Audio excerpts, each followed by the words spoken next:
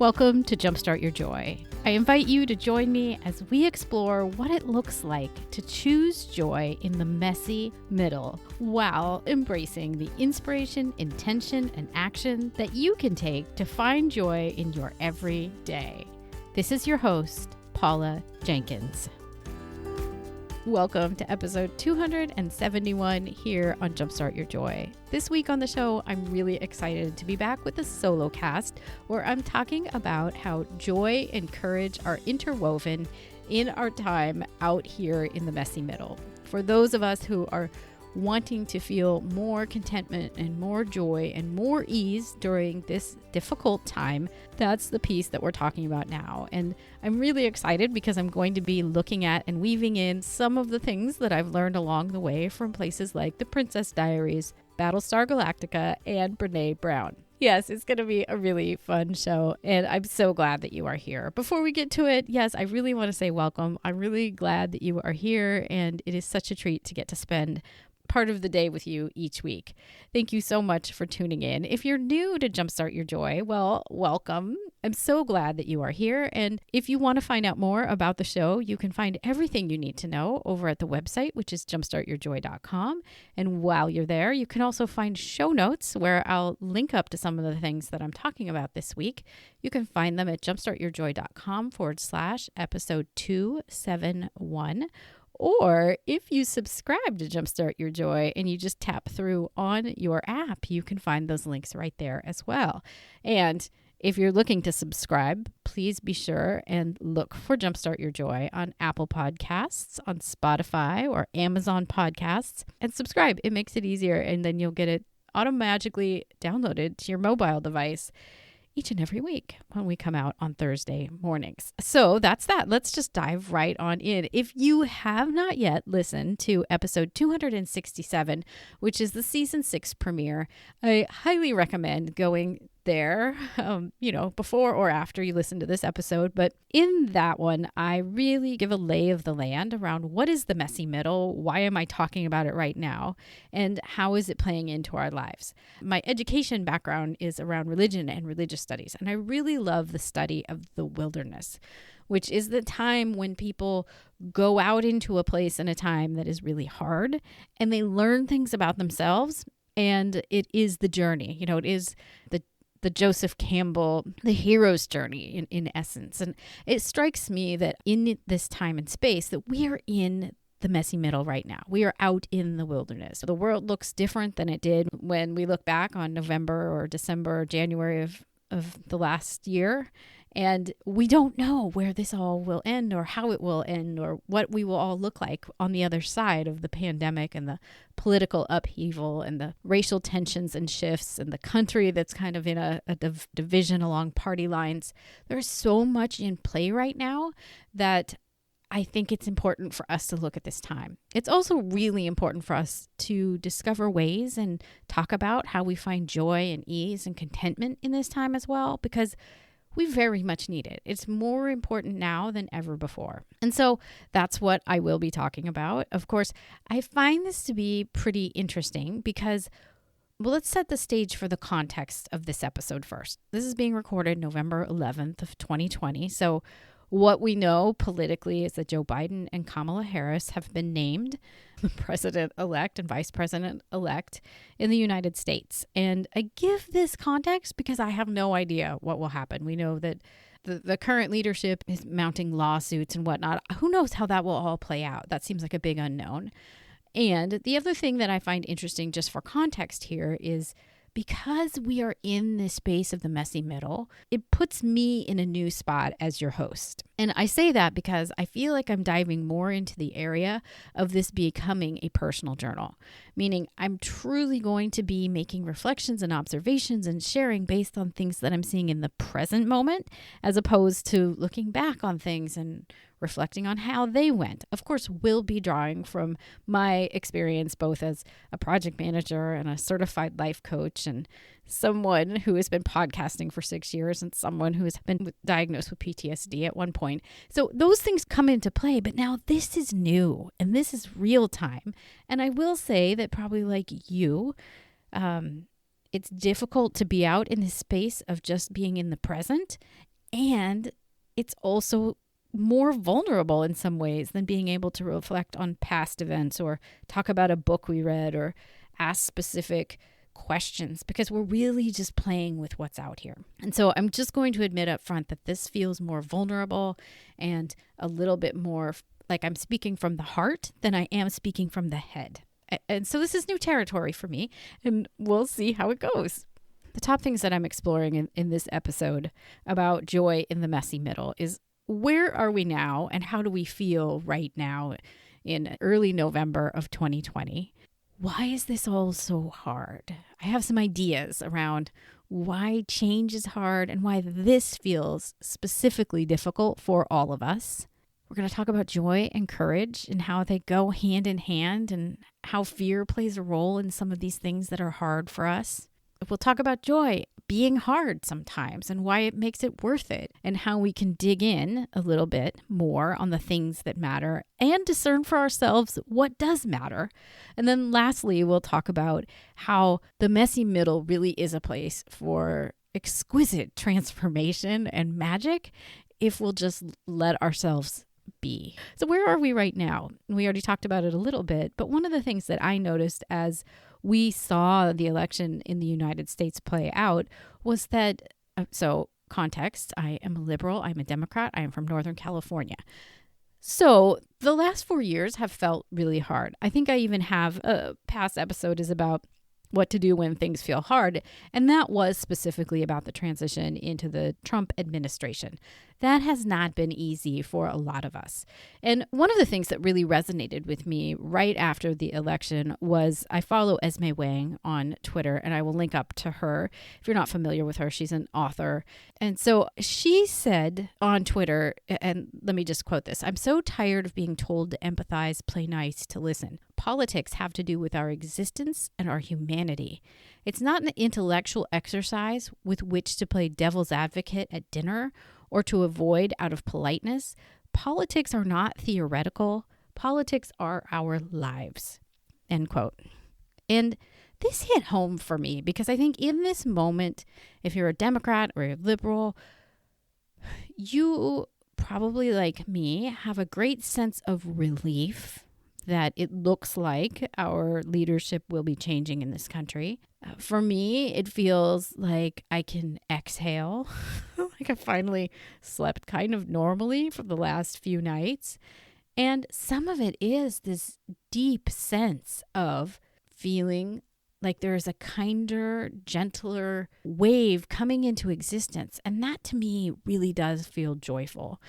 The thing that strikes me about what Esme has to say about that is that our world and our lives are so wrapped up in the politics that govern the country with which we live in, that it is really personal and it is really important, and it can change everything for us depending on who is in charge. So I think if you are a liberal, if you are a Democrat, if you are someone who is welcoming the Biden administration, I say notice how you are feeling about this change and let yourself have the good, positive emotions that come with it, and notice where joy is. Because the thing that I also noticed coming out of this cycle was that this feels a little bit like it's the end of finals in high school or college.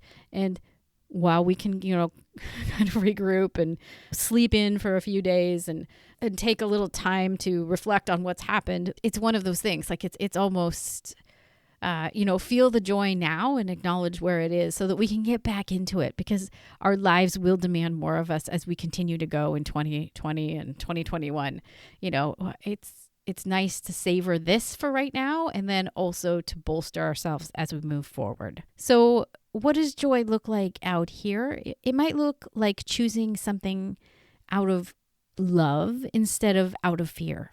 And that's something that I still try and do regularly. But for a long time, I made it a practice where I would, before making a decision about something, really weigh it in my hand or in my heart and say, am I making this decision out of love, or am I making this decision out of fear? Joy out here in the messy middle might look like taking time to do something for yourself, just to do something for yourself.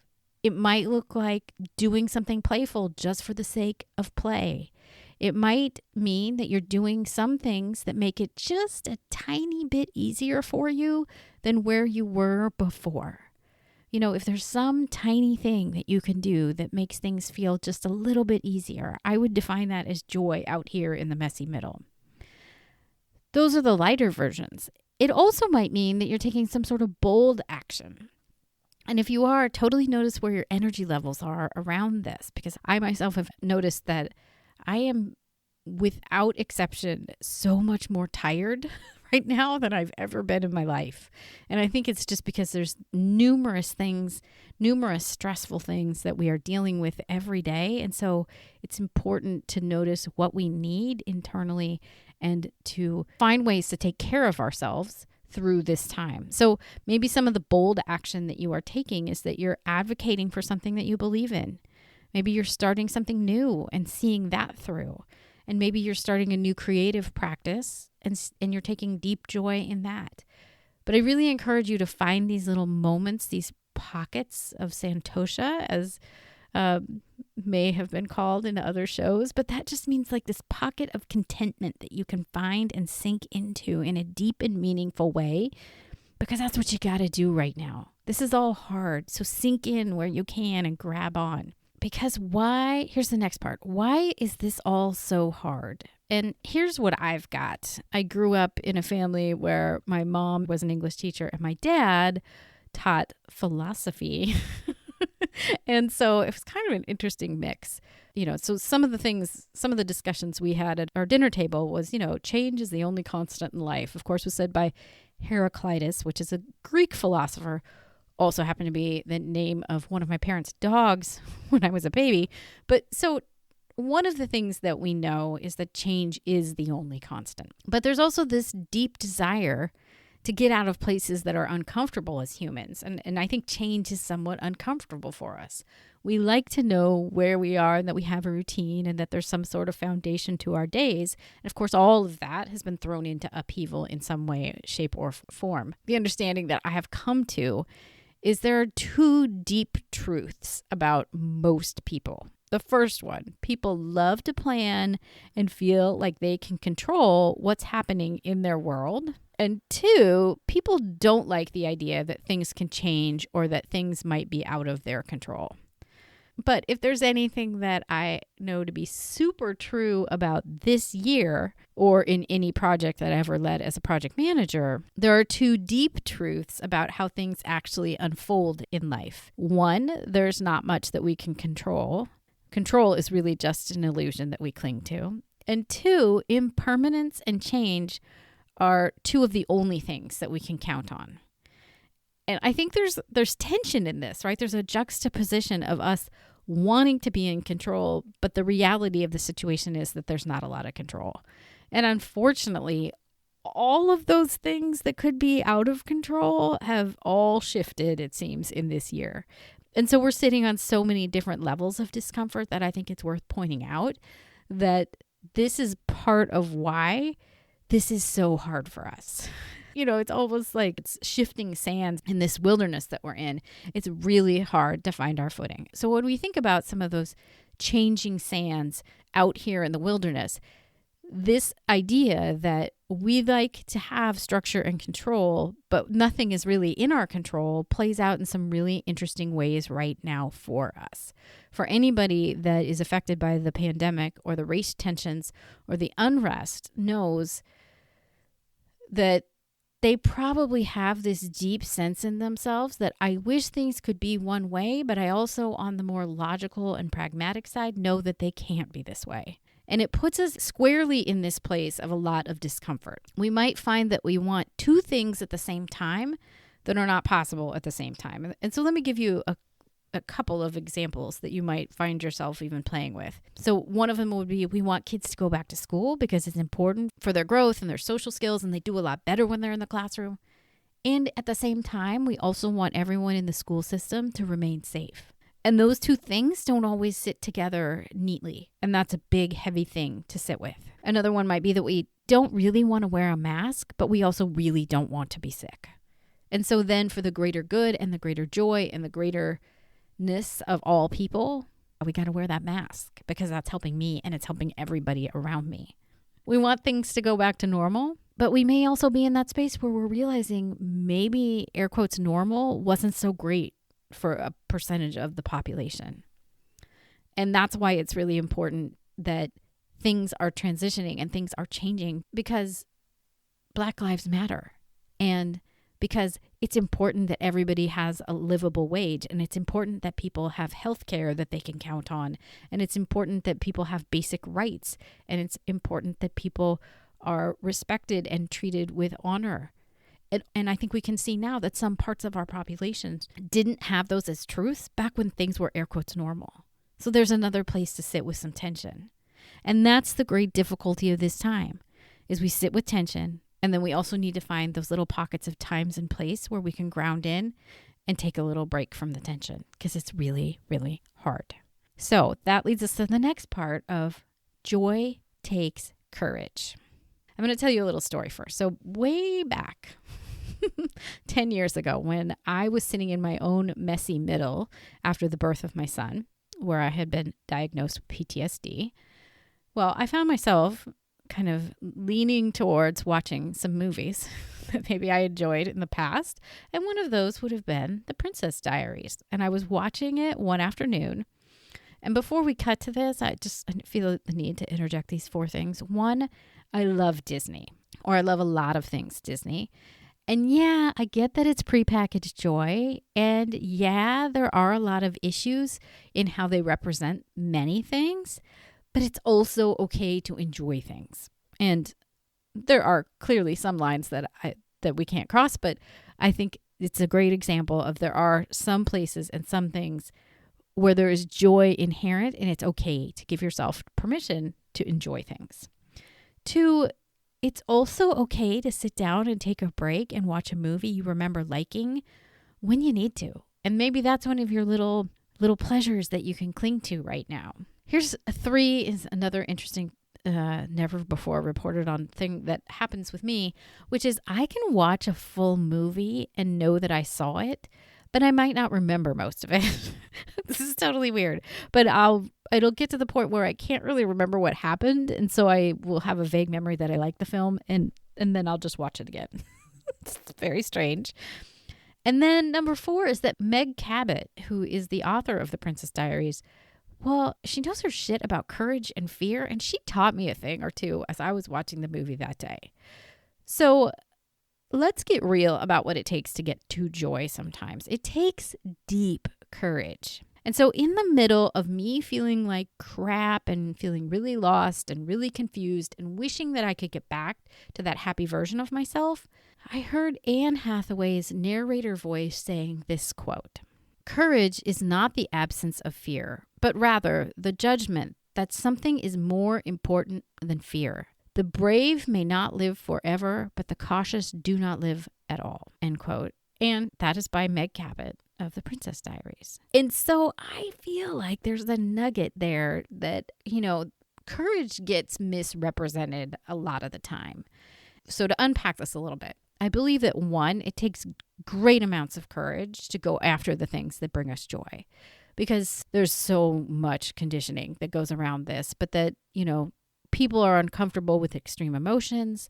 I think there's a lot of layering and conditioning in here around what we think that we deserve or what we think we're worthy of. And so it takes a lot for us to step up and say, no, my joy is important and I'm going to do the thing that brings me joy. So that's why courage becomes really important here. And why I think doing anything right now that matters is an act of courage. Because if we unpack that quote, Meg Cabot is saying that courage isn't the absence of fear, because let's be honest, we're not ever going to get rid of fear. We're always going to have something that makes us fearful. That's just a fact of life as well. But courage is the judgment that something is more important than fear. Courage is the judgment that there is something more important than fear.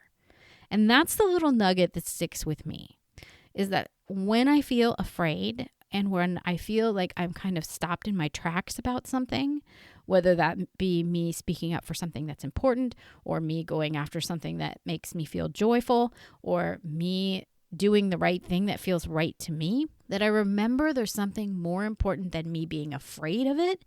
And then I step through the fear to do the thing. And I think that's really important right now because I think we're all very afraid of so many things. So I want you to remember that. Remember that courage is not the absence of fear, but rather the judgment that something is more important than the fear. Because I think we'll realize at the end of it that there is something that is worth our courage and that it'll get us past this current messiness. And then that's actually how we get our way through the messiness, is by showing that courage. Because here we go, joy can be really hard sometimes. And this is the third part of this when I promised I would talk about Battlestar Galactica. But in that very great series, and if you have not yet seen, it's the newer one, so I think it's from 2007 to 2010-ish, Battlestar Galactica. It was on the Sci-Fi Channel. Go find it. I will link up to it in the show notes. But Admiral Adama says this line about when they're trying to do something really hard. And he says, the only way to do this is rolling the hard 6. And this is, again, something that sticks with me all the time about when I know there's something that I got to do, and I know that there's something more important than the fear that I feel around it, then I just got to buckle down and do the thing. And so the saying, now we got to roll the hard 6, it comes from the game of craps. And to roll a hard 6, if you have 2 dice, there's only one 3 on each of the 2 die. And so to roll a hard 6 means you get the 3 on one die and you get the 3 on the other die. This happens about 3% of the time, if my Googling serves me well. And to get it, there's only one way to get the hard 6. It's the 3 and the 3. And you have to keep trying. You have to be consistent. You have to stick with it. Sometimes you got to have a little bit of luck, but you got to keep going until you get it. And you got to go right through the heart of the matter to do it. And so I really love this because I feel like there's something about rolling a hard 6, which means you have to be totally present for your own fear over something. You have to be totally present to the courage that it's going to take to get through this thing. And if this is just the messy middle, or it's making lunch, or it's feeling all of your feelings one day, or maybe the hard 6 is, you got to just drop something off at the mailbox. All of that is courageous right now. And I want you to own that. It's also true of how we feel joy. Sometimes we have to put it on our calendar and sit our butts down to record a podcast episode, or sit our butt down and write the book that we want to write. Or sometimes it's that we have to make time for the things that are really important because the world and everything else out here will tell us that it's more important. But our joy is important. It's more important now than ever before. And sometimes we just got to stick with it. And we got to stick with it. And we got to keep trying and keep going until, it kind of breaks our heart open again. And that's what joy does. And that's what it does. And that leads us to this last bit, which is joy can take a while, but it's also because it takes a while when there's true transformation at work.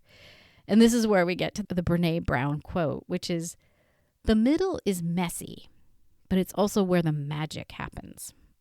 I love this so much because even early on when I was doing life coachy things, I really loved transformation. And I think that's part of why I love religion as well, is because the heart of these things is that we learn to understand ourselves so well and understand our own world and our internal landscape so well that transformation happens. And we learn to trust ourselves, and we learn to trust choosing joy and choosing love over fear.